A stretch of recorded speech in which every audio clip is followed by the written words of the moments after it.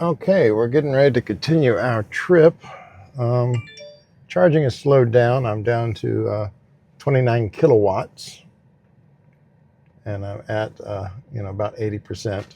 So yeah, once you get up there, charging earlier is usually the fastest. I have both apps on.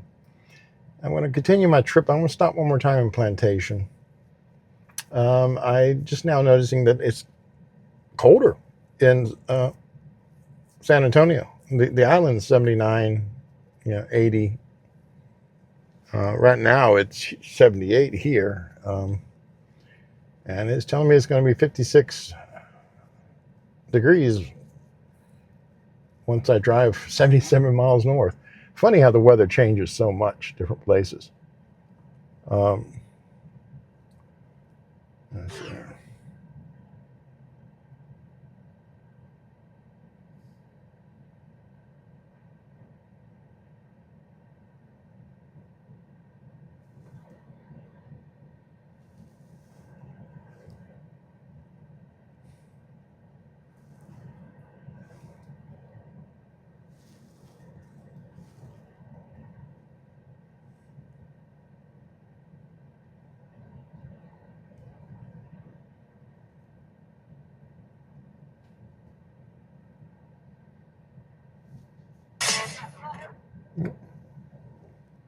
Wait. Here? Here? Maybe. You busy? No, driving. Yeah, heading to San Antonio now. Huh? I'm driving towards San Antonio. You? Wait. Oh. Why? The slow island. Oh. Mấy ôn là why? So, yeah, I may stop by a couple of hours. Oh. Like Okay. 3:34. I don't know. Depends if I get any more rides. WeChat.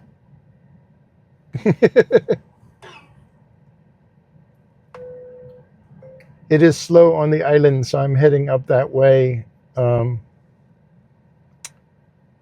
Should be there around 3:30 or 4. I do have the Uber and Lyft app on, so I might get some other rides.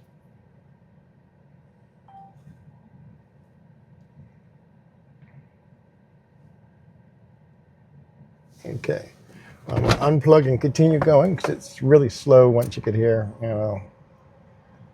Get up close to 80%, it really slows down. And it says 25 more minutes to go up to 100%, which is just too long, if you ask me.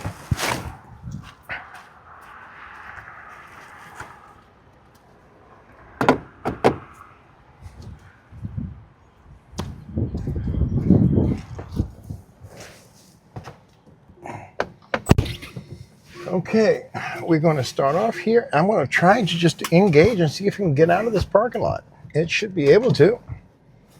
So we're waiting for it to show up here, and we now have this enabled. We're sitting here. It's not doing anything yet. So I give it a little turn signal, let it know we're ready to go. Pulling out, but it should not go that way. No. Can't go that way. It's a one way. Unless it, am I wrong? It was going to circle around that way. That seems like a long way to go. So I'm just going to override it. It would have gotten it, but it would have added a little extra distance. What I'm going to try to do is get the car to go the right way out of this parking lot. And I'll re-engage here. Yeah. I did hit the right turn signal, so yeah, it was going to go down. And it's turning left, has a left turn signal, but turning right. I don't get that. Come on, Tesla. It's not that difficult. Now, let it work its way out here. There's the opening to the parking lot. It should take that and go out. And like I say, for these parking lots, especially where the supercharger is, it should know these parking lots like the back of its hand. It's not like I'm the only Tesla who ever comes here. It's bound to have gotten plenty of data. Now from here, it should be able to keep going. That little location there, they don't have much there. There's a McDonald's at the Circle K across the street and a Subway, but I'm just not a fan of Subway.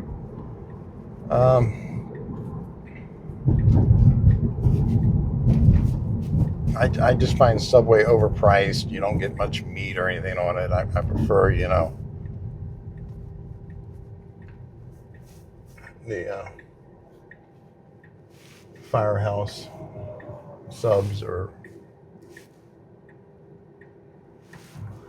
Jersey Mike's are even better.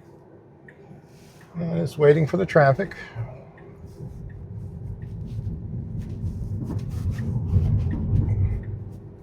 This little on-ramp here is very kind of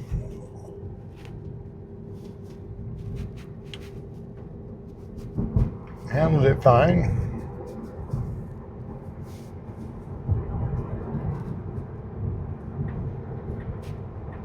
Now, the reason why I'm starting another video right here is because, like, this area here, you see the dotted line. That is the hurricane evacuation lane.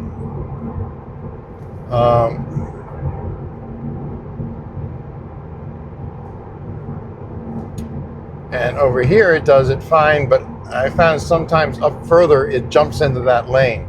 You can see the blue sign here, hurricane evacuation route, shoulder for emergency use only.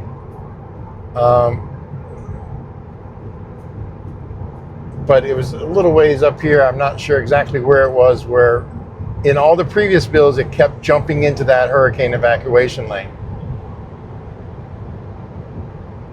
So I want to see if it will do it again. If it does, I will disengage and give a report. It's currently 82 degrees outside. I'm actually going to turn off the AC.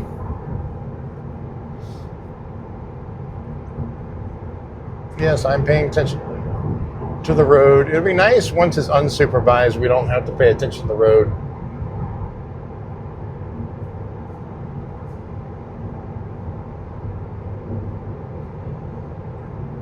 Yeah, I'm gonna turn it back on. It's too muggy in here.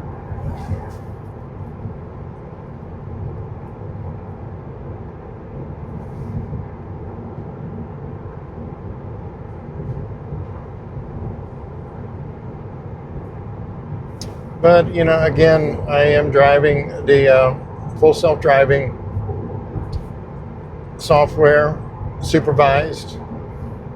It's the full self-driving 12.6.3 on build 2024.45.32.10. Soon we might be going on the 2025 builds. I don't think there's much new on that. We're now coming up to a construction area where speed limit drops down to 60.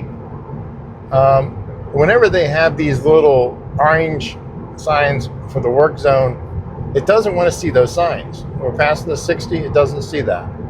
So I'm going to manually scroll down to 65 or 70 because it is a work zone and traffic fines double in the work zone. So I definitely don't want to get a double expensive speeding ticket around here. Is Tesla really seeing speed limit signs, or is it going purely by navigation data? I don't know. It's hard to tell sometimes,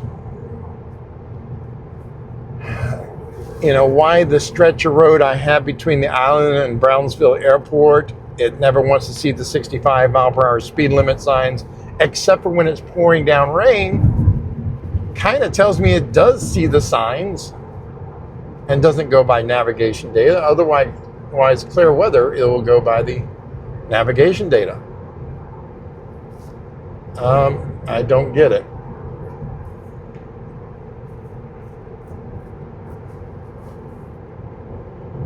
So yeah, it's a short little hop. I should have enough range to go all the way.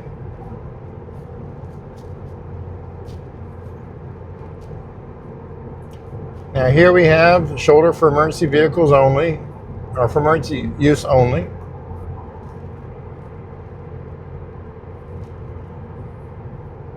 And oh, we got some windmill blades up ahead. 3 of them.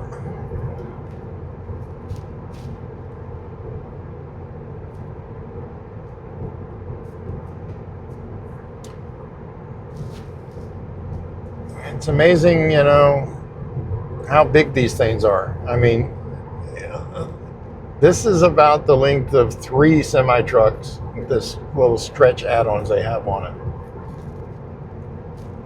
it. It is, those are quite big.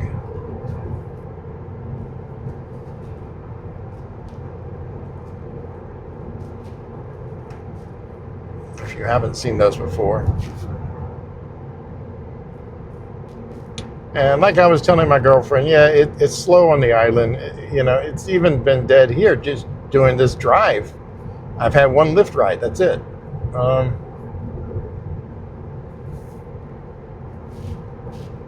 You know, it's sad how slow it has gotten with Uber and Lyft.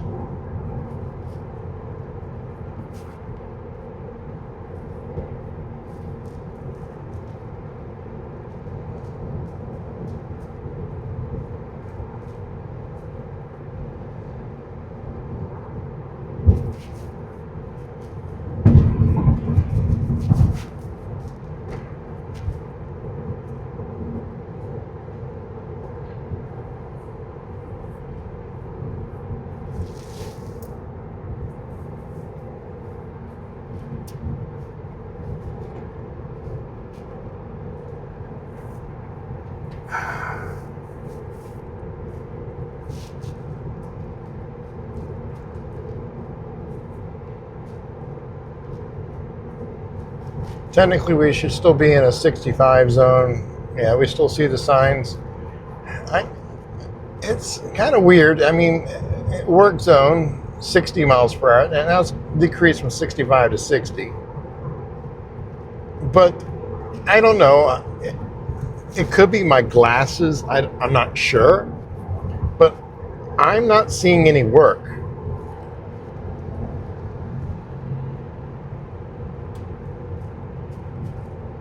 Which I think is kind of misleading.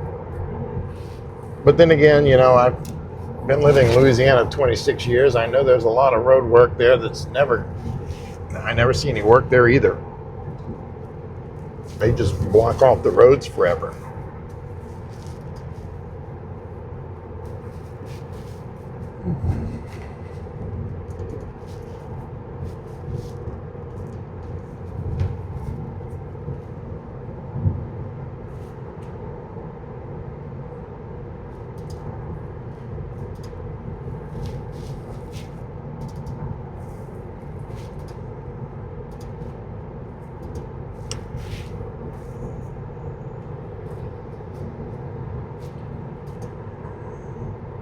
Anyway, I currently have 321,166 miles on this car. It has been holding up. I mean, I've had no issues. Still the original battery. Never had the battery changed or anything. Like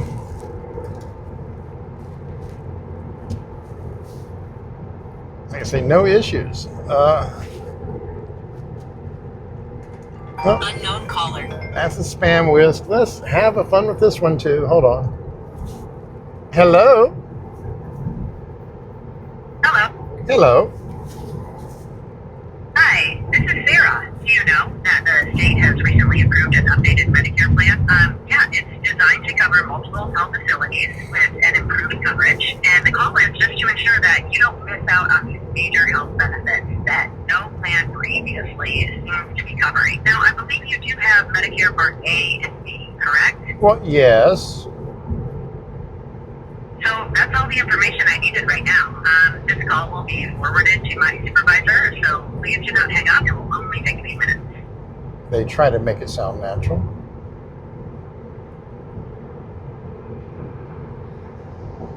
Hello?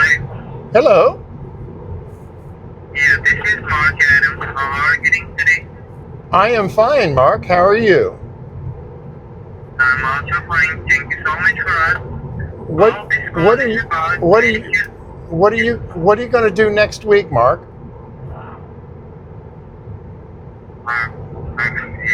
You know Elon Musk is shutting y'all down.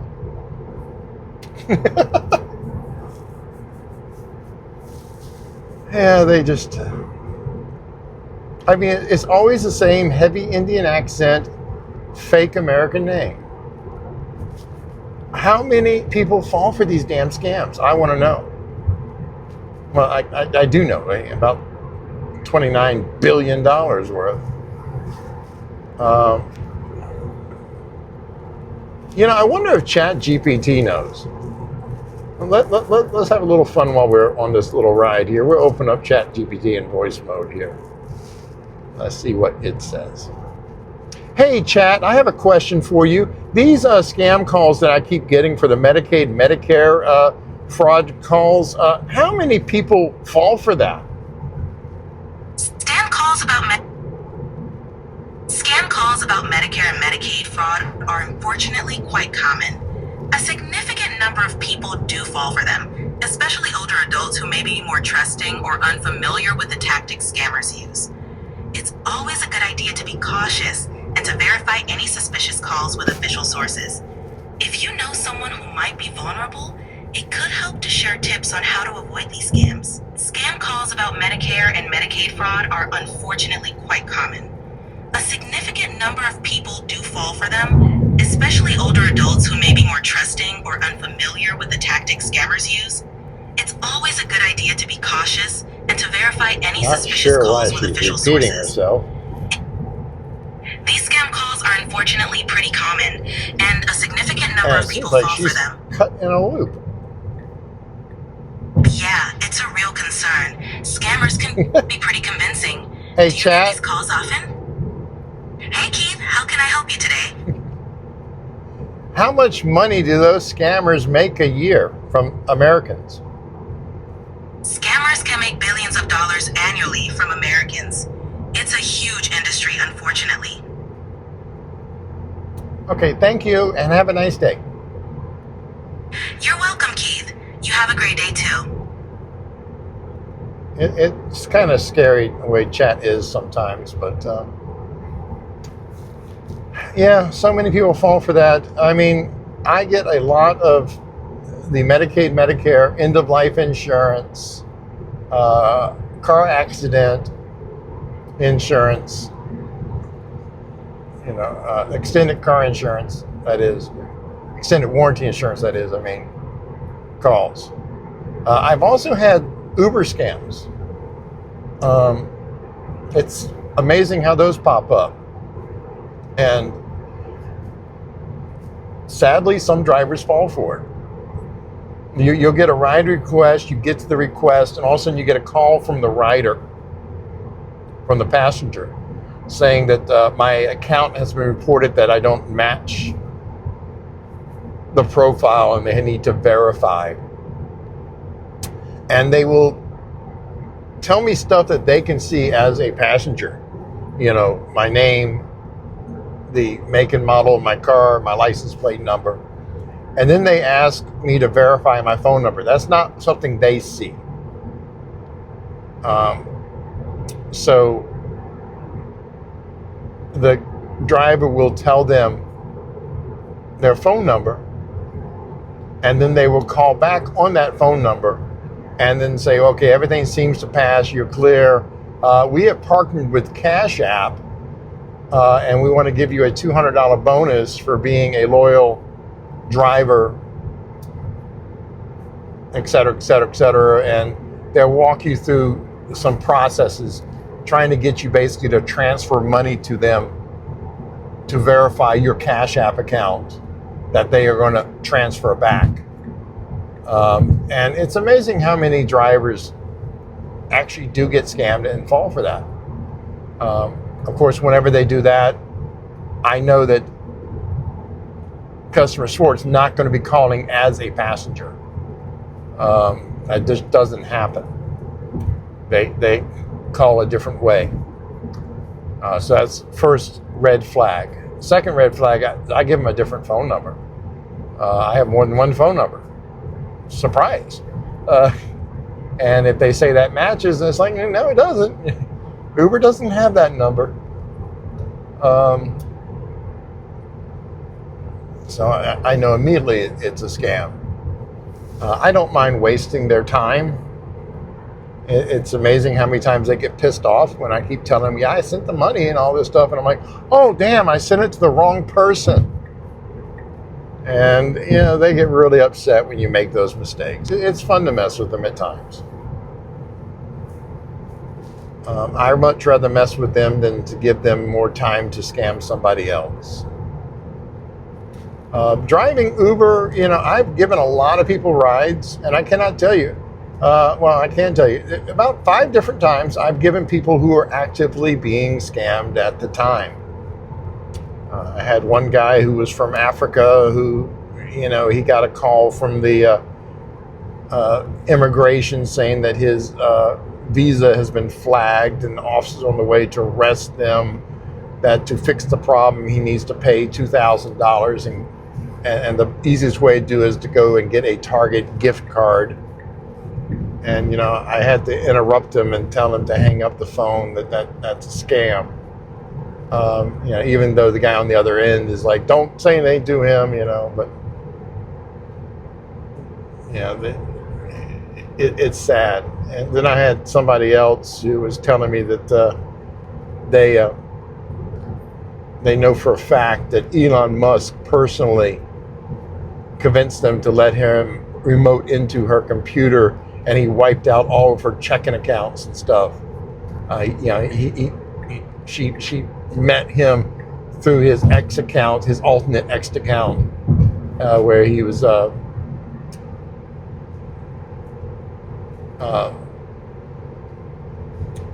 shared a bunch of photos of him, which everybody sees the same photos. It's Elon Musk. But no, it's hard to explain to them that you're being scammed. Another person I gave a ride to, they were going to the bank to cash a $40,000 check. They said they sent $2,000 into a cryptocurrency exchange system, and they were able to convert that $2,000 into $40,000 within a week. And she needed to get to the bank, cash the check, and send them another $30,000, which they can convert into $100,000, but only if she can do it within the next week. And of course, the bank, is telling her that they have to put, a 2-week hold on the funds until the check clears before they can release the funds to her. So she's frantically going to her other checking accounts, trying to come up with $30,000 to send in. And, I keep trying to tell her that is a scam. And her comment is like, no, it's not a scam. This is legit. I know it's legit. I know what a scam is. They got me for, $300,000, last year, and I lost my car and everything. So I'm very cautious now. I know this one's legit.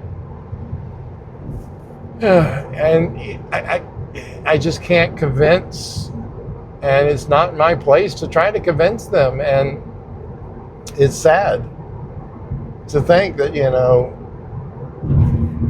she's following through with that. She's going to find out that check did not clear, and she's out another $30,000.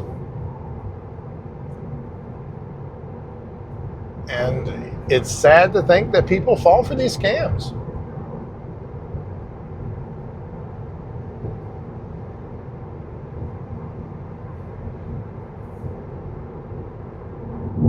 And like I say, it'd be nice if the government would do something to fight these scammers. Like all the phone calls I've gotten, they are spoofed phone numbers.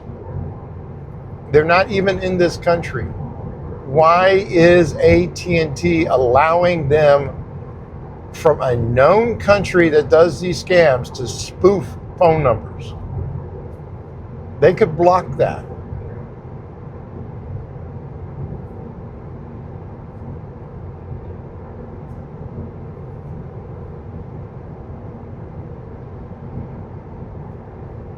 And yeah, we have a lot of options of where, you know, you can have, you know, only verified numbers calling through and what have you. But unfortunately, I do Uber and Lyft. Unfortunately, Uber spoofs phone numbers for calls coming in. And so it's not always the same number. So I can't save the number not to block it because it's always a different number.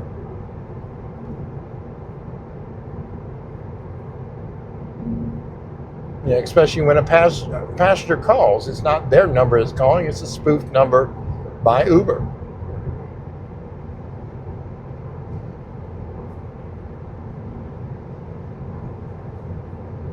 And since, you know, I am driving people for a living, if a customer wants to call me and, you know, have me drive them personally, I need to take the phone call to answer to see, you know, if it's somebody who's coming to the airport, needs a ride to the hotel or something.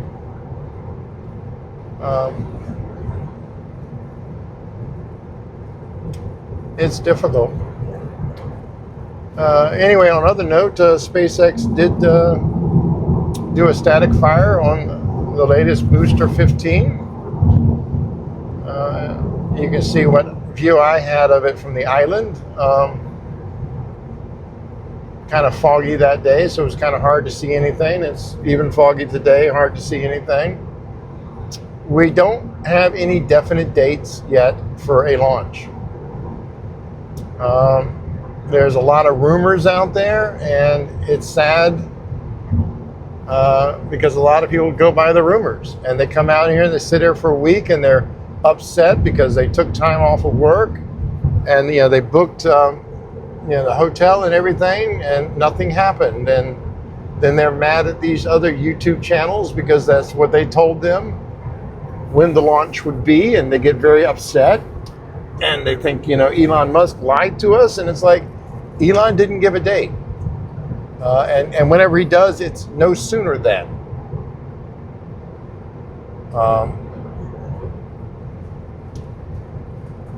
You know, and we really don't know for sure until a couple days before the launch, which is the sad thing. There's a lot involved in scheduling a launch, not just the licensing, but also weather and everything else.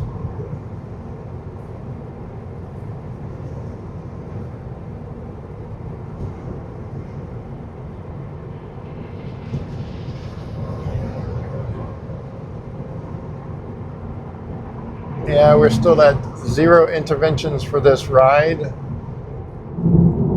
I still have it at 69. I think we're out of the construction area. But that's okay. Going under 70, you get the best, you know, watt hours per mile. You can stretch the distance and be more efficient. You know, the next supercharger is looking at, you know, it says I'll have 27 miles of range. I don't think that is accurate. Since it is only 95 miles away and I have 165 miles of range, I think I'll have a lot more than 29 miles of range. Unless the temperature is really going to start dropping here. And yeah, we have gone down, we're down to 71 degrees outside as I talk.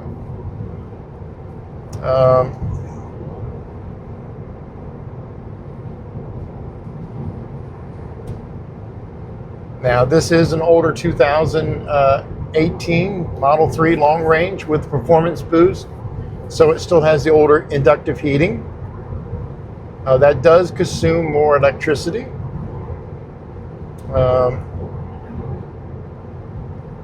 Those things can pull a lot of wattage.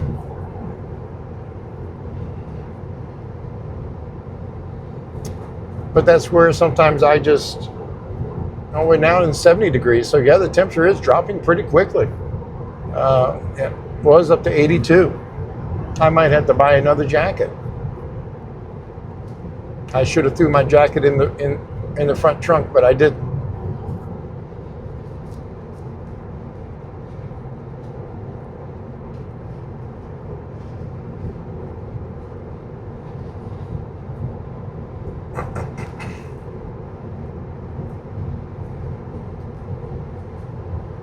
Now, keeping the AC around 68, I find is usually the most energy efficient for me. It puts a lot less work on the octavalve system, controlling the flow and the temperature control, because it's trying to keep the batteries warm as well.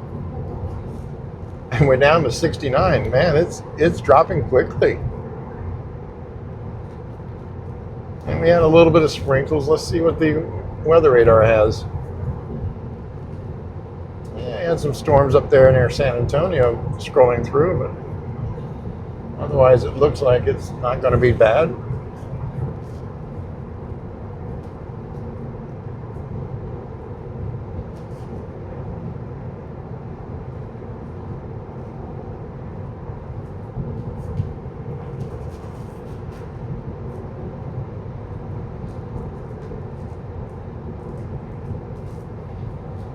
Yeah, we're still in a 60. I'm still doing 65, or 69, I mean.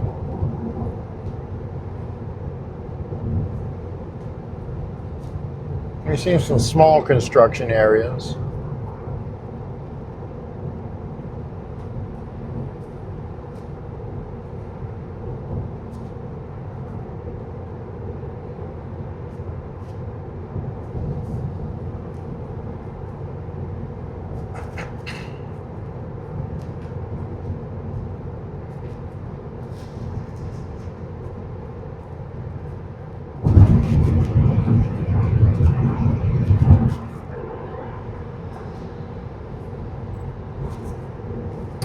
I don't know if I ever hit that 100% comfortable with the thought of sleeping while the car drives.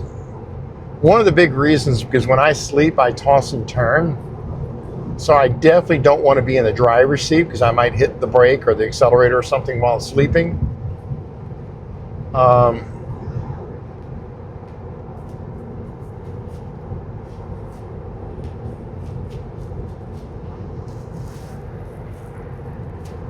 So that would worry me.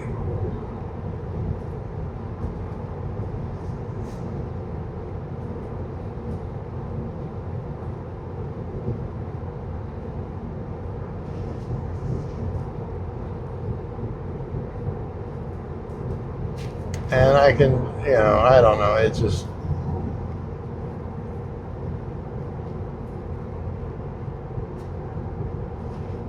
Computers can make mistakes. And I'm trying to think back. I have 321,000 miles on this car. And all the previous versions of the full self-driving that I've driven on this car since 2022. I've only had a couple of disengagements that were safety critical, and that was in 2022.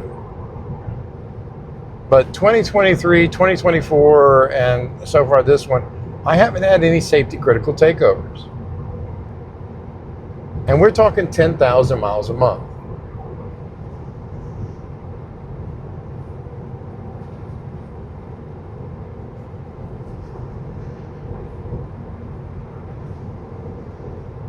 Well, heading to San Antonio, the elevation does increase here. So we are kind of going uphill. And we're now down to 67 degrees. So yeah, we went from where we left that supercharger at 80 degrees to now dropping down to 67 degrees.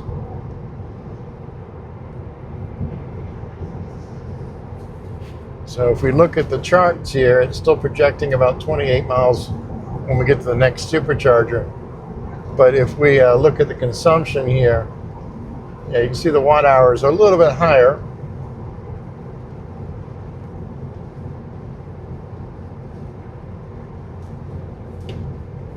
And it's kind of sad that, I can't change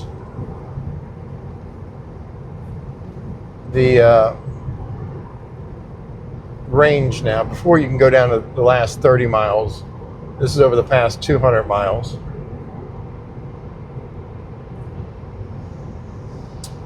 And this is saying I'm using 13.4 watt-hours a mile more than rated. And yeah, it's handling this little construction area in the rain very well. I am using 2.4 miles less than trip projected, so I'm doing better than what it's thinking. But I've used 7.8 miles more than rated.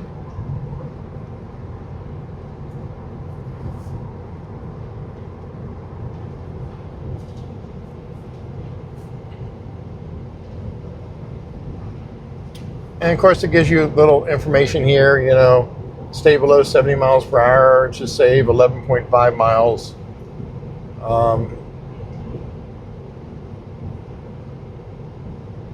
Everything else, that'll be stuff that's plugged into the USB ports, the cigarette lighter and what have you. I have my laptop running here, my MacBook Pro, plus my inverter for the powering my Starlink mini satellite dish.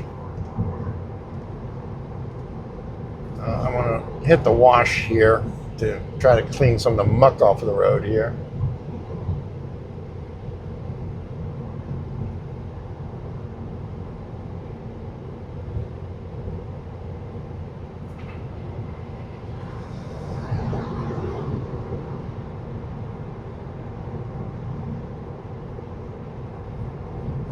You get a lot of spray from all these trucks and what have you.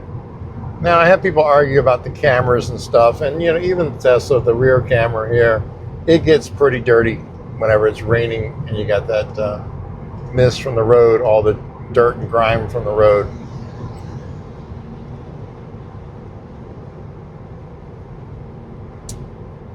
So yeah, it'd be nice if there's a way to keep that clean, but in the 5 years, no, it's not. But it uses the side fender cams to make up for what the rear camera can't see.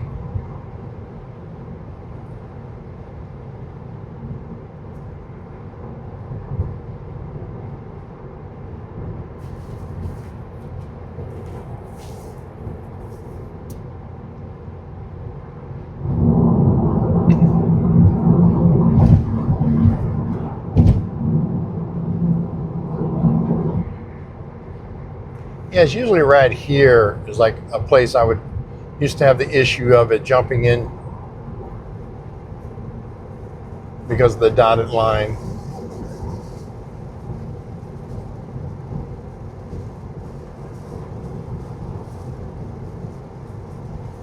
And of course, I'm glad it's not doing that, especially since there was a wooden pallet on the shoulder back there.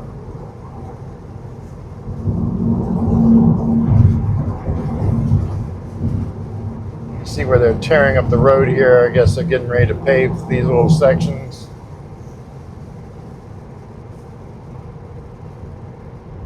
Now we're coming up here to where this traffic is going to be merging in.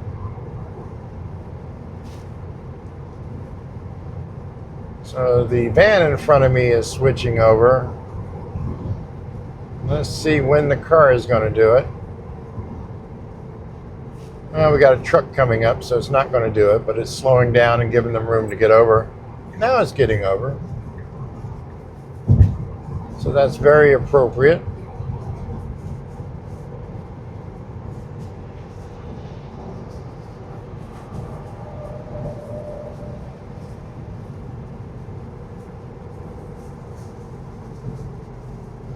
Why are you slowing down? I'm having to step on the accelerator there. I'm not sure why it was slowed down while that truck got in behind me.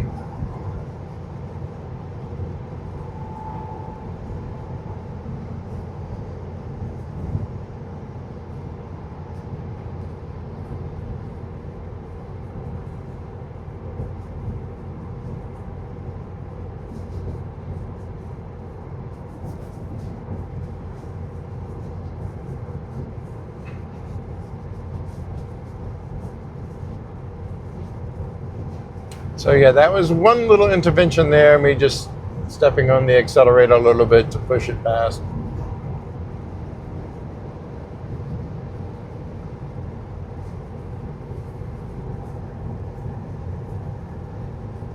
And it could be the lights on the semi-truck. It might have thought that there was a turn signal on, so it might have been slowing down to get that truck over, but it was already alongside it, so that doesn't make much sense.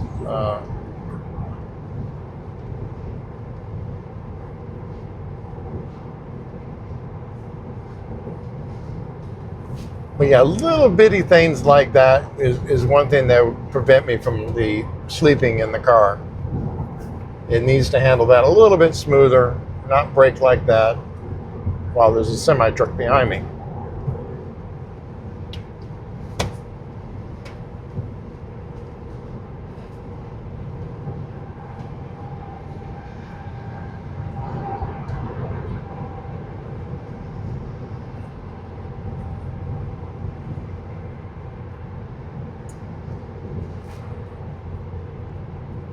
Okay, we're now down to 64 degrees.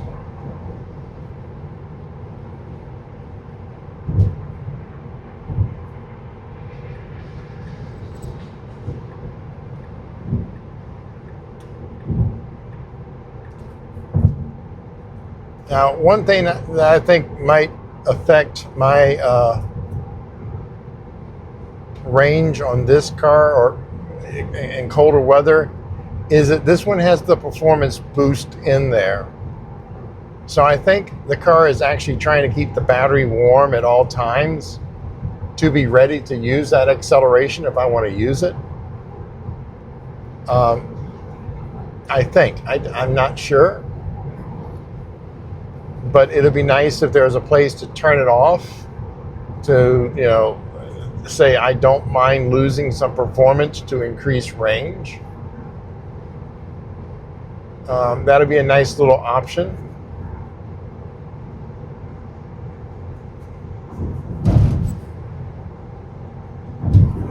And I'm going to bump this up a little bit to about 73 or 72 so I can get past this van.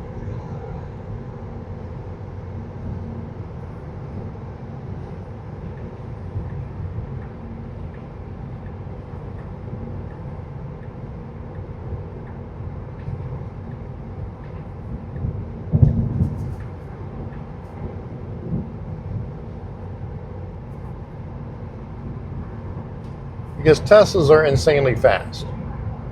This one here will do 0 to 60 in 3.6 seconds.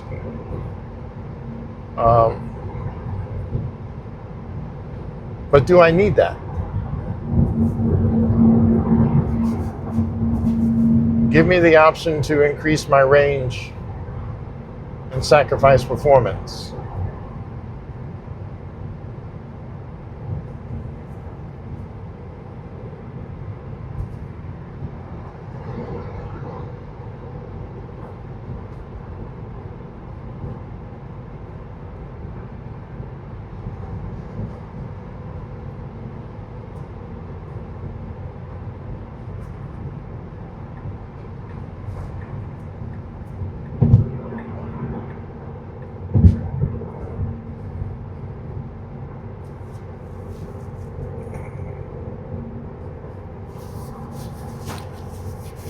So yeah, so far that lady I dropped off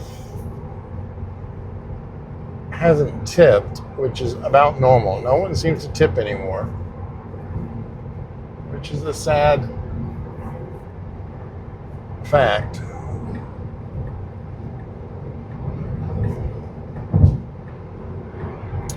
Either that or Lyft actually does keep the tips.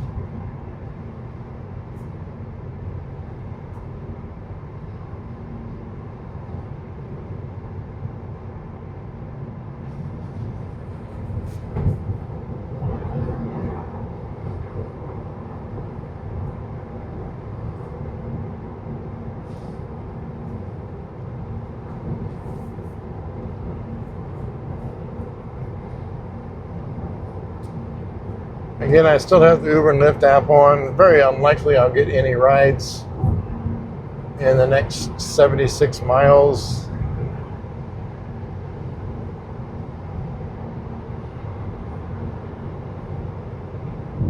Maybe in some of these small towns. Just let you know, the last supercharger spot I paid $12.37 at total.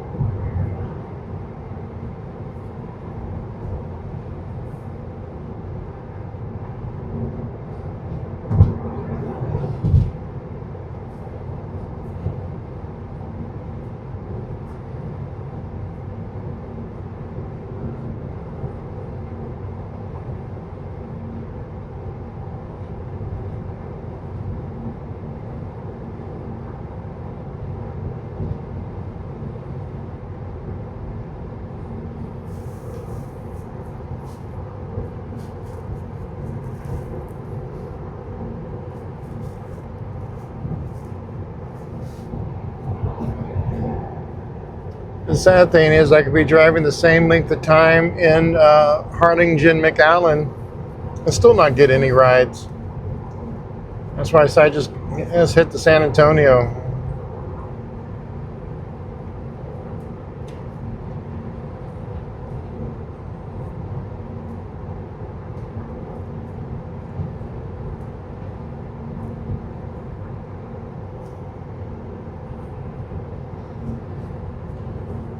So do you think the robo-taxi will have a big enough effect that people will stop buying cars and hurt the Uber and Lyft industry or the drivers? I mean, my opinion is it's not going to be as much as they think. It's going to take many years before that makes any type of impact.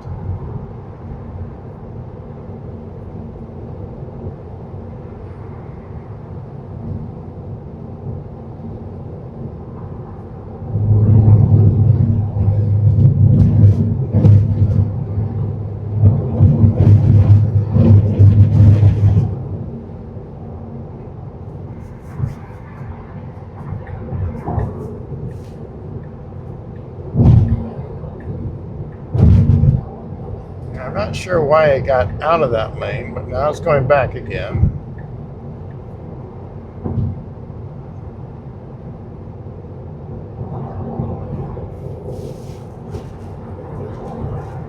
But also another thing I've noticed on this entire trip, I haven't had a lot of crazy lane changes for no reason.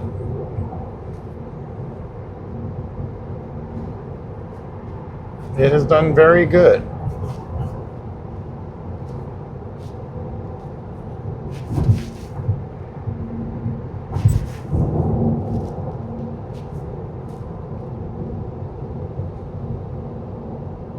Yeah, this is the hurricane evacuation lane. You can see the markings on the lane itself.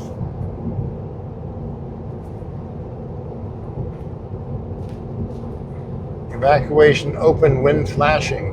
So that lane's only to be used when the lights are flashing for evacuation.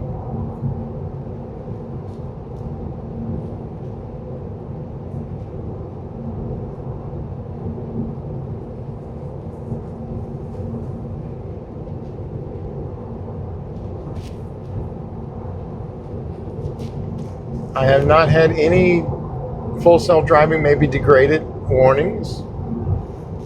I haven't had any forced to be taken over warnings at all.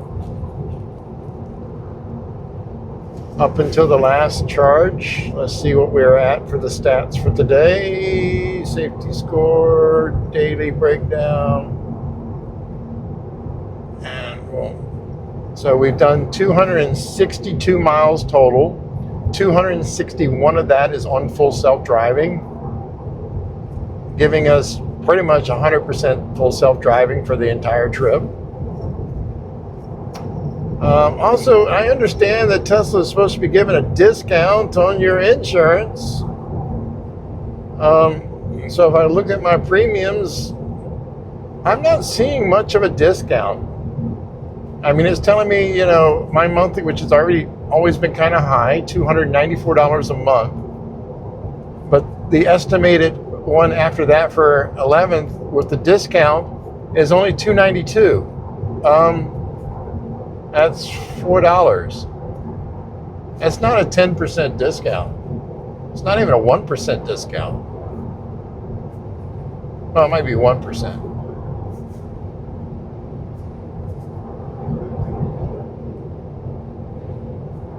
But yeah, the discount should be a lot higher than that.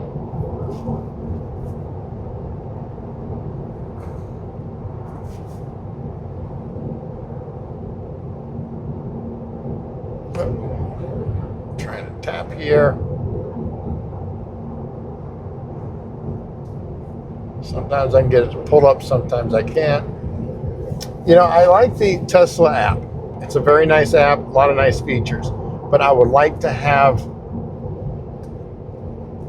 a different mode than just the dark mode all the time.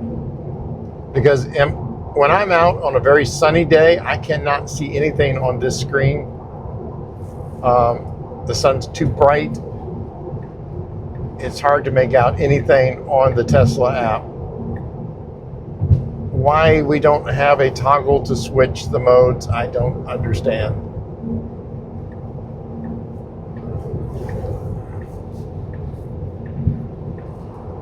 And that's not something difficult. All the other apps do that.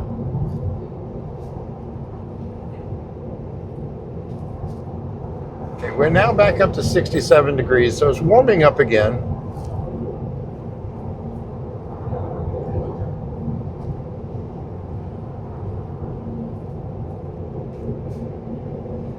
Beautiful birds flying around here. Some cattle out there. We're getting higher in altitude, so, you know, a lot of climbing hills here. Not big hills, but it's still upwards. The return trip is usually a lot more efficient because there's a lot of downhill.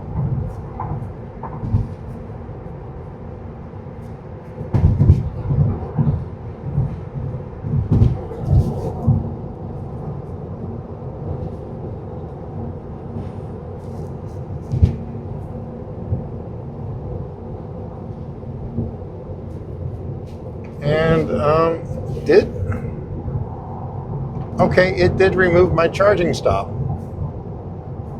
So now, yeah, I want to stop at Plantation anyway. I want to go ahead and charge there anyway.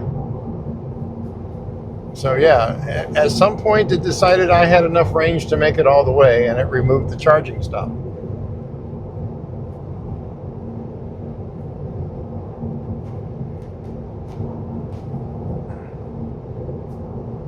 Which is nice, but now it's preconditioning.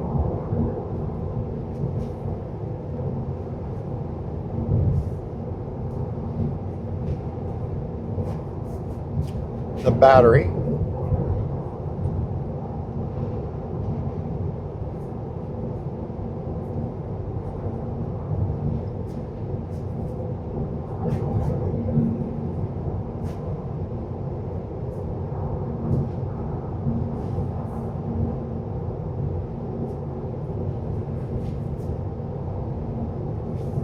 Yeah, I didn't notice when it removed it.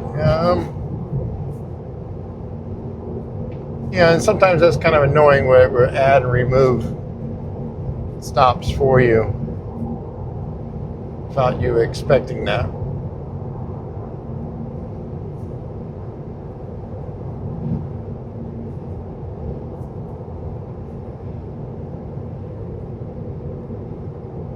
But that's going to put me stopping here shortly.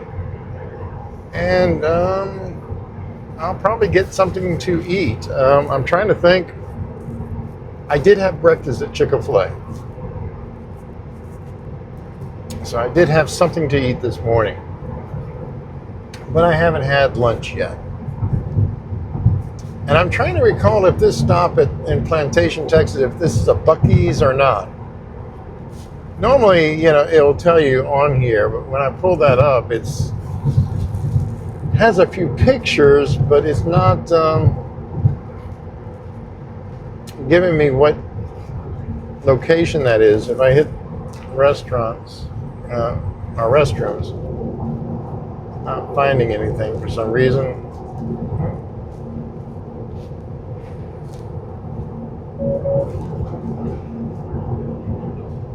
Sorry, I was looking at the map. Cafes, not finding anything on that, but I'm thinking that is a Bucky.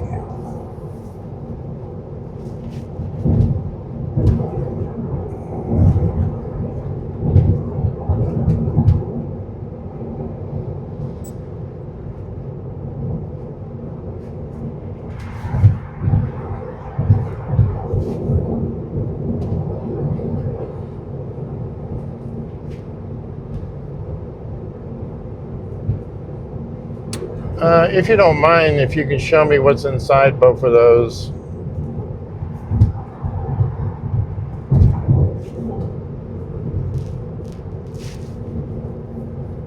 I have someone back in Louisiana who checks my mail for me.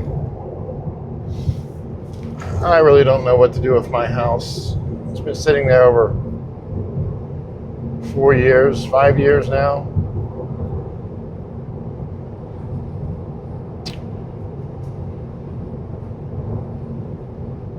Yeah, I think it's like this area here. The previous versions used to jump over there due to the dotted lines. But this version seems to have fixed that. I'm not having that issue anymore.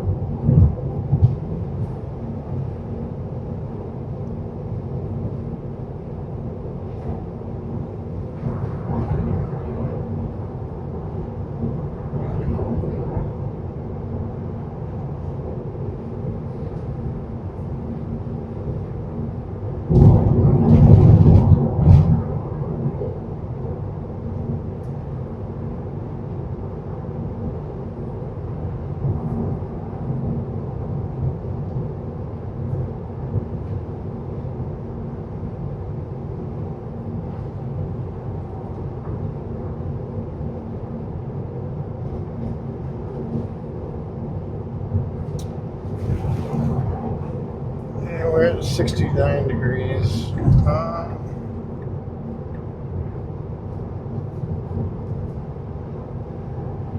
The preconditioning of the battery kills some of your range. It's saying to set the cabin temperature to 72 degrees.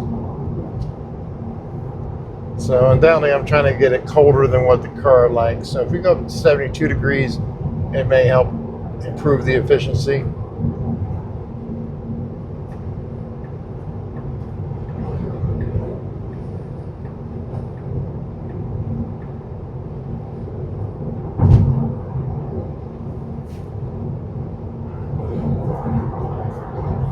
But yeah, when we started, it was telling me that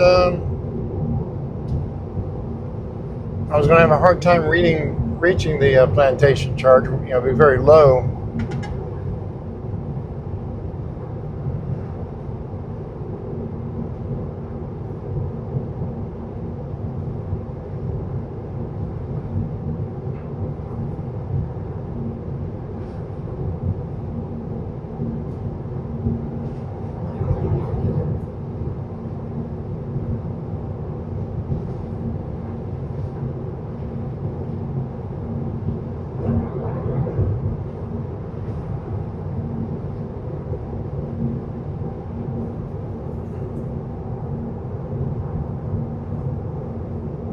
Thank you.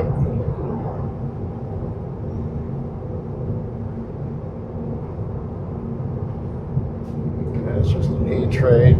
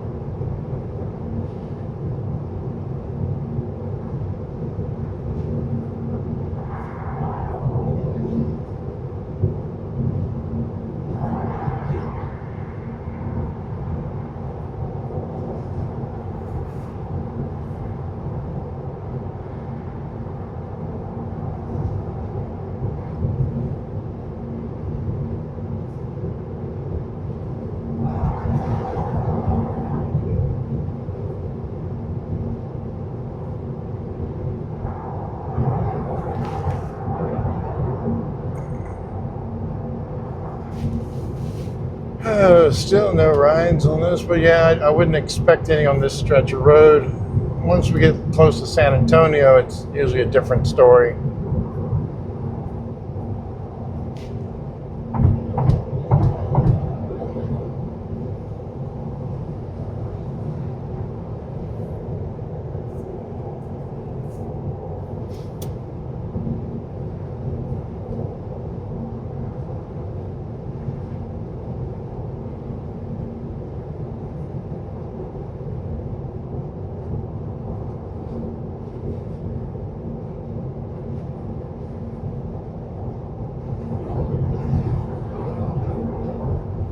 I usually don't have too much time to work on a lot of video editing and snipping and cutting and what have you, because I do spend so much time sitting in the car driving to make money.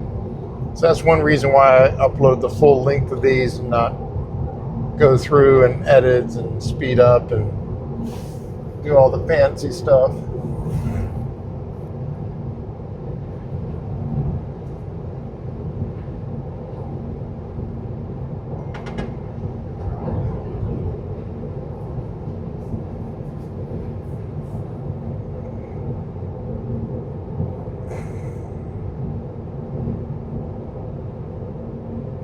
Check my account. Okay.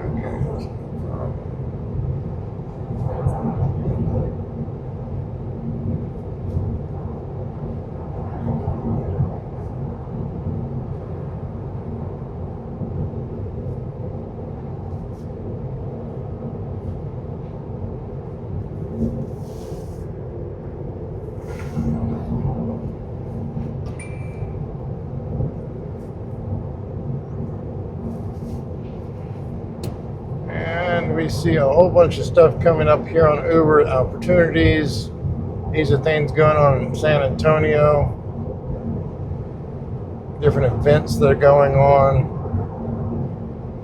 during the busy time and stuff like that over the next week.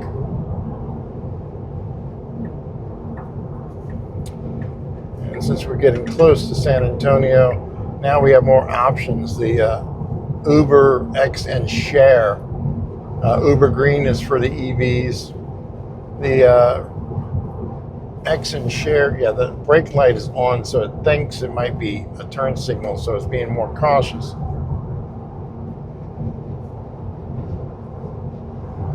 Either that or it's staying behind until it's clear to pass. I'm not sure. Because it waited till that car in front of me got further enough past to be able to pass and get back over, so it wouldn't be stuck beside the vehicle. Maybe that's what it's doing. It'll be nice to know. But anyway, like I say, the Uber X and Share is if you want to share the car with somebody else along your trip. It saves you money.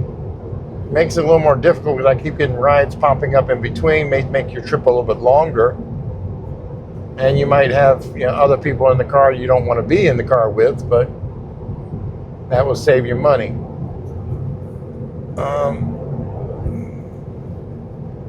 But yeah, that's showing up now as we're getting up here towards Plantation. I'm going to turn both of these off just in case, because I want to go and hit this supercharger and get something to eat here.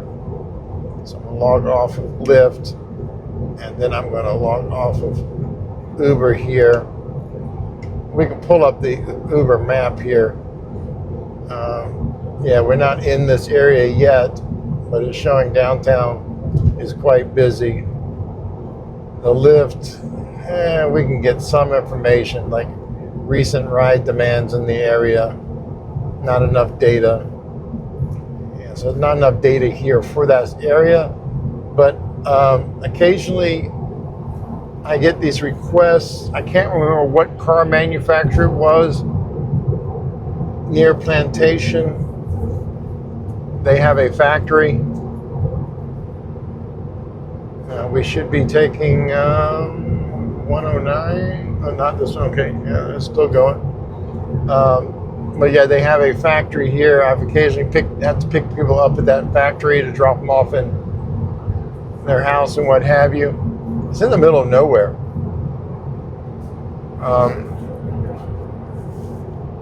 Kind of fun little drives on that. But yeah, I mean, we've been driving all day here since my first ride was at 6:30 this morning. It's now 2:30.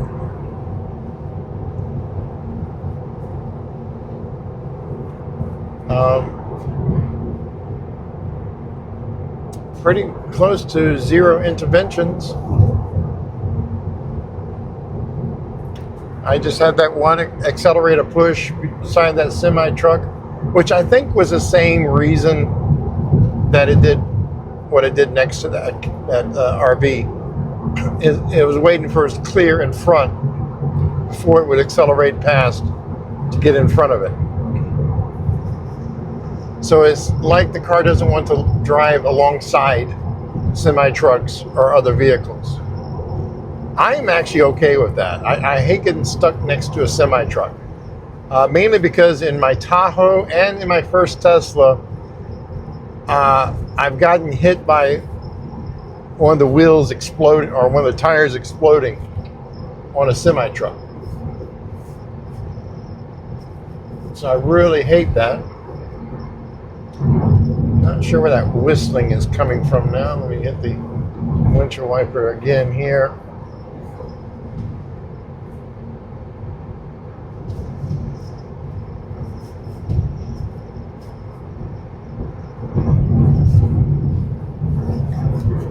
Could be a little crosswind or something causing that whistle. I don't know. It's gone now, but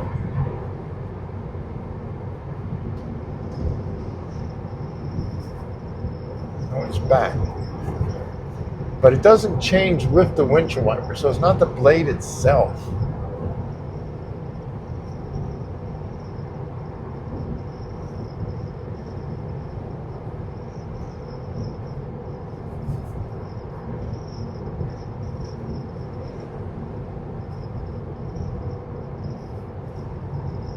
Now this plantation, yeah, it's kind of a little tricky.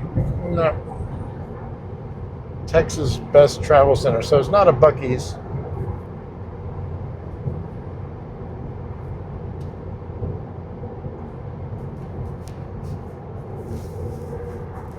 It's an okay travel center. I prefer the Buc-ee's.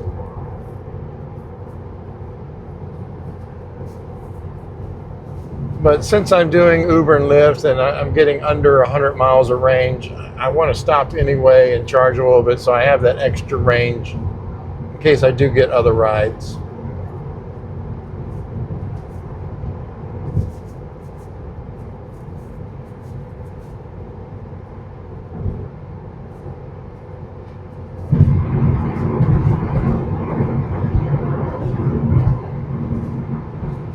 There's also another app out there that I have signed up for, but I've yet to do any ride. It's called Hitch.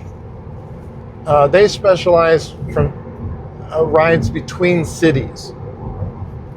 And the closest one to me, to the island, is Corpus Christi. So right now, we're going to San Antonio, trying to see if there's any rides out there. I haven't seen too many. But the advantage of that is that they provide a pay for a round trip. It's still really low. It's like I saw one earlier from San Antonio to Austin. The pay was like, I think, $60. That was for a round trip. I don't like the way the app works too well, because you have to select a different city to look for the rides and the day. So you don't see ones coming up in the next week or two or the next few days. And whenever there is a ride, it tells you, hey, there's a ride available, but it doesn't tell you where. So you got to go in and look at each city to find out if it, if you're close to it or not. they can really do a lot to improve that. Okay, the car is taking the shoulder a little bit here for the exit. That's okay. I don't mind that because that is a little short exit there. So I much rather do that than try to cut over very quickly.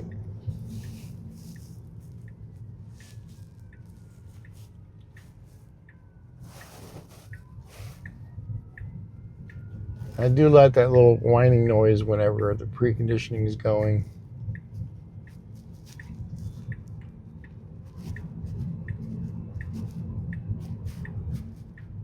Okay, let's wait for the truck to clear before it keeps going. So it doesn't want to get stuck in the intersection if the light turns red, which you're not supposed to do. So it does it properly by, waiting for the truck to clear the intersection. I am also testing a new mic that I picked up to record, so hopefully the audio is a lot better here. It has nice sound noise cancellation to it. And we do have a Wendy's here. Now, we have the superchargers right up here, so it needs to make a left and then an immediate right in the parking lot. And let's see what it does. It's going into the parking lot. Will it get me to the superchargers at this one? And okay, yeah, it's making a right. Navigation has nothing on it. Will it keep going? No, it's now going to a gas pump. We don't need gas taking over. Why? Why is it going to a gas pump? I don't know. This is not a hybrid. So I am at a total loss why it can't go straight to the pump or the charge station. I should have let it kept going and see where it was going. It might have just gone to park, which it should not do. It knows that we're going to the supercharger, so it should know that. You can see the rear camera is a little bit cleaner now, but it's still a little hazy.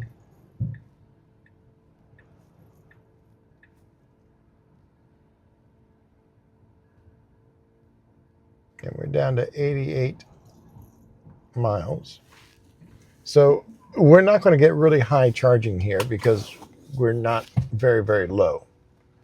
So let's see what it jumps up to initially.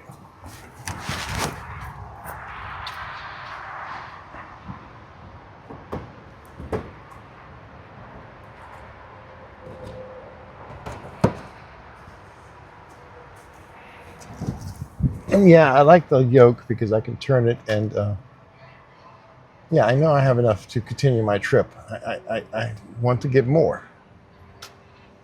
So let's see here. We're up to, it's jumping up to 91 kilowatts, 90, 101, 104.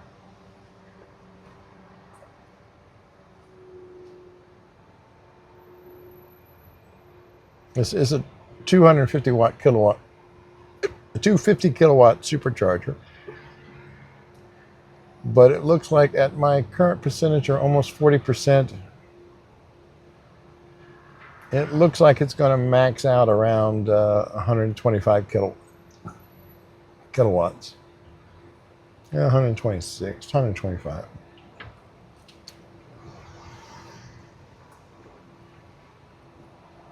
Which means even if it's a 150, it would be enough for this. But I'm going to go ahead and end this video. I may start another video right afterwards, but we will see. So many videos.